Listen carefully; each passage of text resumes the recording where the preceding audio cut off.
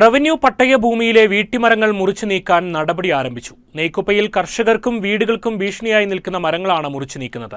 കർഷകരുടെ പരാതിയെ തുടർന്ന് ജില്ലാ ദുരന്ത നിവാരണ അതോറിറ്റിയുടെ ഉത്തരവ് പ്രകാരമാണ് മരങ്ങൾ മുറിച്ചു നീക്കുന്നത്.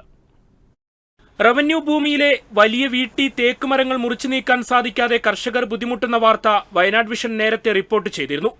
നെയ്ക്കുപ്പ, കാവടം മേഖലകളിലാണ് വൻമരങ്ങൾ കർഷകർക്കും വീടുകൾക്കും ഭീഷണിയായി മാറിയത്.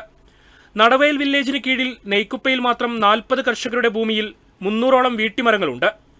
ഈലിപ്പറമ്പിൽ പൗലോസ്, കുടിയിരിക്കൽ തോമസ് എന്നിവരുടെ 4 മരങ്ങൾ മുറിച്ചു നീക്കാനാണ് ഉത്തരവായത്. മരങ്ങൾ മുറിച്ചു മാറ്റാൻ തുടങ്ങിയെങ്കിലും മരം സംരക്ഷിച്ചിരുന്ന കർഷകർക്ക് യാതൊരു പ്രതിഫലവും നൽകാത്തത് പ്രതിഷേധാർഹമാണെന്ന് നാട്ടുകാർ പറഞ്ഞു. കഴിഞ്ഞ വർഷം ഭയങ്കര കാറ്റും മഴയുണ്ടായ സമയത്ത് ഈട്ടിയുടെ മുകളിൽ വലിയൊരു കൊമ്പ് താവോട്ട് ഇടിഞ്ഞു കഴിഞ്ഞു. അത് മറ്റേ അടുത്തൊരു എൻ്റെ വീടിൻ്റെ മുകളിലേക്കാണ് ചാടിയത്. ദൈവവിരുദ്ധം കൊണ്ടാണ് പെര നഷ്ടപ്പെട്ടായത്. അന്ന് മുറിൻ്റെ പുറകെ നടന്ന അപേക്ഷ കൊടുത്ത് ഏതായാലും നമ്മുടെ ബത്തേരി MLA ഇടപെട്ടു, പിന്നെ ബ്ലോക്ക് മെമ്പർ അന്നക്കുട്ടി ഇടപെട്ടു, പിന്നെ കളക്ടറെ അടുത്ത് വളരെ മര്യാദയോടുകൂടി കാര്യങ്ങൾ ഓർഡറാക്കുകയും പ്രതിഫലമൊന്നും ലഭിച്ചില്ലെങ്കിലും അപകട ഭീഷണി ഒഴിവായതിന്റെ ആശ്വാസത്തിലാണ് കർഷകർ. ബിജു നാട്ടുനിലം, വയനാട് വിഷൻ, കേണിച്ചിറ.